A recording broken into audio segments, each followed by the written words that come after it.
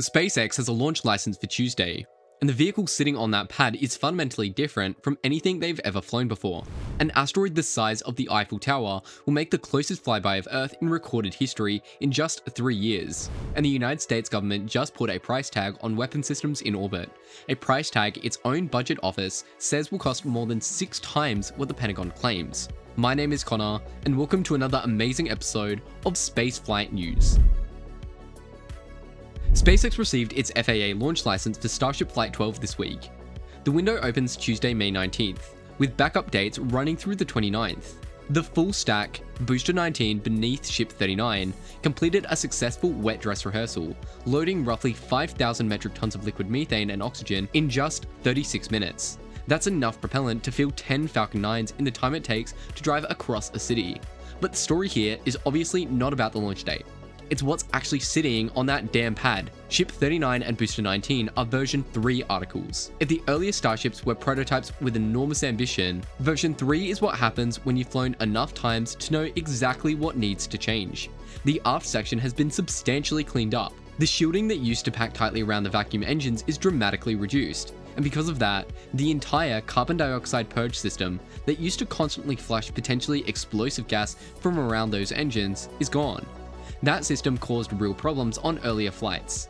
Fewer parts equals less complexity, and one fewer failure mode. The header tank feed lines running the full length of the ship are now also vacuum jacketed, keeping the cryogenic propellant from boiling off. It's critical for any future missions that need to stay in orbit for hours or days rather than just 90 minutes. On the booster side, all 33 Raptors now ignite simultaneously, right off at liftoff, instead of staged groups. And there's only 3 rigid grid fins now, down from 4, and they now possess different geometry. That means Booster 19 needs to stick a controlled ocean splashdown using an aerodynamic setup that has never flown before. That's one of the core objectives of this coming flight. Now here's where the mission itself becomes genuinely surprising and novel. SpaceX will load 22 dummy Starlink satellites into Ship 39, approximately 44 tons of payload. The previous record was 8 dummy satellites on Flight 11. For context, a fully loaded Falcon 9 carries around 22 tons to low Earth orbit. Starship is launching twice that as a dead ballast, while simultaneously testing a new vehicle configuration. But the last 2 of those 22 Starlink satellites are not dummy weight.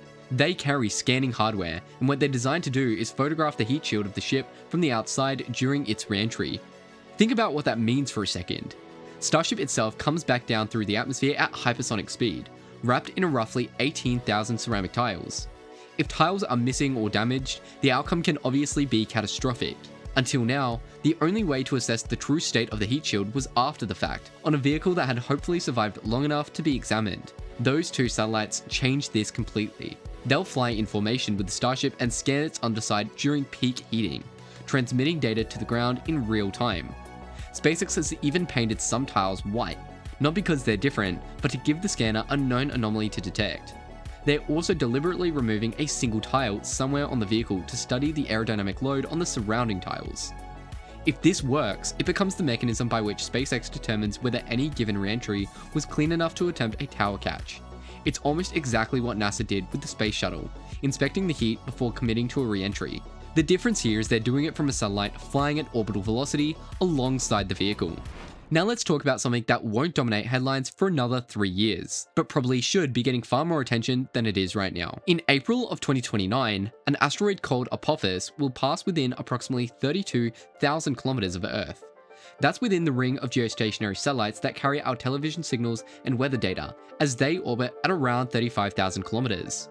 Apophis will pass inside the ring, visible to the naked eye, and it'll be the largest object in recorded history to come this close while we're watching.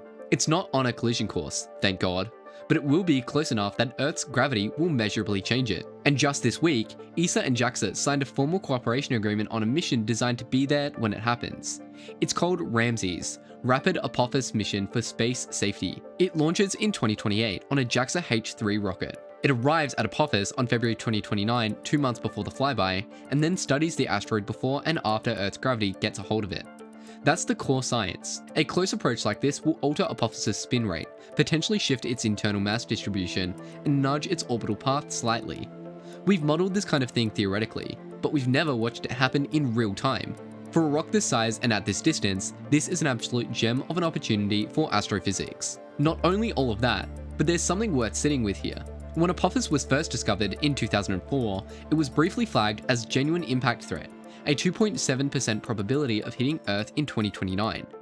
Further observations brought that to essentially zero, but that threat was quietly downgraded and most people moved on. Now we're sending a spacecraft to visit it, not out of fear, but out of scientific curiosity. Because understanding what Earth's gravity does to an asteroid of this size, with instruments actually on the scene, will tell us things about planetary defense that no simulation can replicate. It's one of those missions that deserves far more attention than it's currently getting, and we aim to shed some light on it. Now something that sits at the intersection of space policy and geopolitics. The Congressional Budget Office released its cost estimate for a Golden Dome this week, the missile defense system ordered in January of 2025 under the new administration. The Pentagon's own estimate is $185 billion. The CBO's figure, $1.2 trillion over 20 years. That's not a rounding error. That is a factor of 6. The reason for that gap comes down to one specific line item: space-based interceptors. Of the CBO's 1.2 trillion, approximately 743 billion, the majority, is attributed to orbital weapons platforms capable of intercepting ballistic missiles during their boost phase, before they've reached their intended trajectory. The CBO was explicit that its analysis wasn't based on detailed administration blueprint, because none of that has been made public.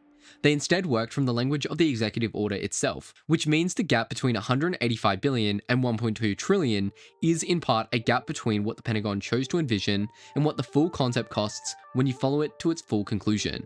Whether the Golden Dome is feasible, affordable, or strategically sound is a debate that will run for years, but weapons platforms in Earth orbit have now moved from classified conversations to federal budget line items. The last time something at this scale was seriously proposed was Reagan's Strategic Defense Initiative in 1983. That program was eventually shelved.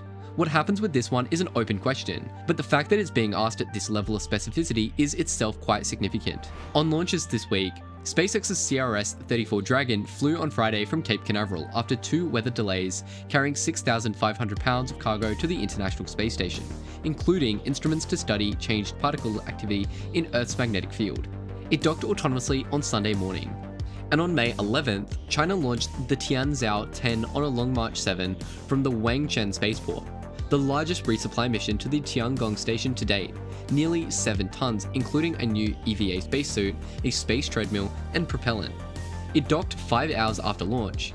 China has 2 crewed Shenzhou missions planned to Tiangong later this year, including one that will carry Pakistan's first astronaut. Now a few things worth flagging before we close out this episode. SpaceX could publish the prospectus for its IPO as early as next week, with an investor roadshow planned for the week of June 8th. When that document does go public, it'll be the first real financial window into the most consequential private sector spaceflight company in all of history. It's worth watching extremely closely. Varda Space and United Therapeutics announced a collaboration to develop treatments for a rare pulmonary disease in microgravity. Varda manufactures drugs aboard its own re-entry capsule spacecraft, exploiting crystal formation properties that only exist in zero gravity. And lastly, NASA confirmed Artemis 3 will fly without an upper stage. An inert spacer will take its place to preserve the last available ICPS for Artemis 4 in 2028. Orion will rendezvous with lunar lander prototypes from Blue Origin and SpaceX in low Earth orbit. Whether crew actually board those landers during the rendezvous is still being worked out. And that's the week in spaceflight. SpaceX has a license and a vehicle unlike anything before it. An asteroid mission is quietly assembling for one of the most unusual scientific rendezvous in modern history. And the question of who decides what orbit gets used for and at what cost is more open than it's ever been. We'll see you next week.